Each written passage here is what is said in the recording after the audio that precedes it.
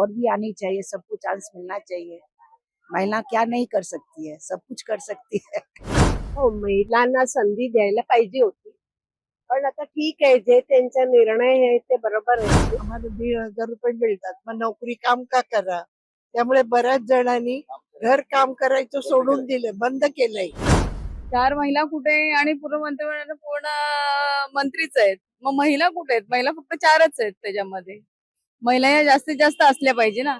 जर तुम्ही महिलांना पुढाकार करायला सांगता प्रत्येक गोष्टी, तर महिला पण तितक्या हव्यात ना तिथे. काल नागपूरमध्ये फडणवीस सरकारच्या मंत्रिमंडळाचा विस्तार जो आहे तो झाल्याचा आपण सर्वांनीच पाहिलेला आहे. यामध्ये अनेक नवीन चेहऱ्यांना संधी देण्यात आली.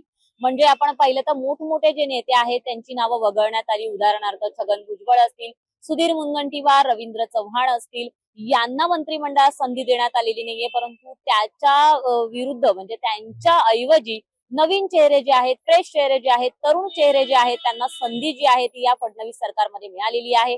त्यावर सर्वसामान्यांचं मत काय आहे? तसंच लाडकी बहीण योजना जी आहे ती राज्यामध्ये राबवण्यात आली आणि त्यानंतर आपण लाडक्या बहिणींनी आपल्याला सरकारमध्ये बसवलं असं या तीनही महायुतीच्या नेत्यांकडून वारंवार सांगण्यात येतं.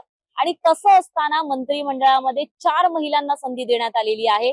अधिक महिलांना संधी द्यायला हवी होती का? सर्वसामान्य स्त्रियांना काय वाटतं ते आपण जाणून घेणार आहोत. ये सही बात है, महिला आई है तो बहुत अच्छी बात है। और भी आनी चाहिए, सबको चांस मिलना चाहिए। महिला क्या नहीं कर सकती है, सब कुछ कर सकती है। उसको चांस तो ऑफकोर्स मिलना ही चाहिए, जो भी है।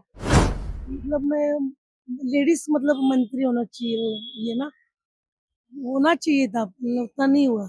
हम लोग यहाँ से तो सना मलिक हुई, हम लोग जिधर रहते ना चेंबूर में, तो सना मलिक हुई उधर से, हम लोग यहाँ से। बाकी इधर से भी होना चाहिए था, नहीं हुई। मतलब वो बोल रहे थे लाडली बहन का ना, सब जन बोल रहे थे कि ना हम लोग आ जाएंगे ना तो हम लोग ये करेंगे बोल के बोल रहे थे, मगर हुआ नहीं ऐसा कुछ। हो, महिलांना संधी द्यायला पाहिजे होती.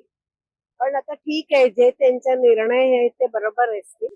पण तरी महिलांचे असे तुम्ही मत घेऊन काय त्याच्यात सुधारणा करू शकता, तर तुम्हाला जास्त ओपिनियन्स मिळतील लोकांचे. आणि नवीन चेहऱ्यांना संधी मिळाली आहे त्याबद्दल काय सांगाल?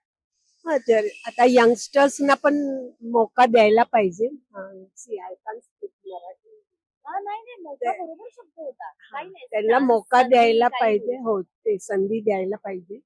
कारण त्यांचे जे काय व्ह्यू आहे, ओपिनियन आहे, ते आपल्यापेक्षा जरा जास्त म्हणजे आपली सोच जिकडे थांबते तिथून ते सुरू होतात. म्हणजे ते जास्त काहीतरी चांगला करतील. तरुण बायकोला जास्ती काम द्यायला पाहिजे. आताच्या जमान्यामध्ये जो होते ती त्यांना समजते.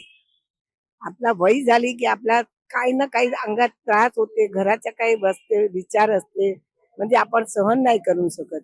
म्हणजे तरुण मुलगीलाच सगळं द्यायला लागते आणि तरुणला द्या तर ते चांगलं आहे. आणि लाडकी बहीण योजनेवर अजून महिलांना संधी द्यायला हवी होती का? काय वाटतं?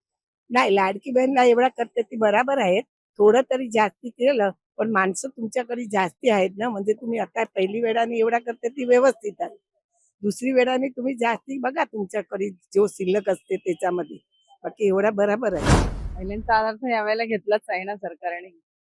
महिलांना त्या लोकांनी एक म्हणतात ना हे दाखवलं की आशा की आम्ही 1500 नाही 2100 करू. ह्या आशेने महिलांनी त्यांना वोटिंग दिली.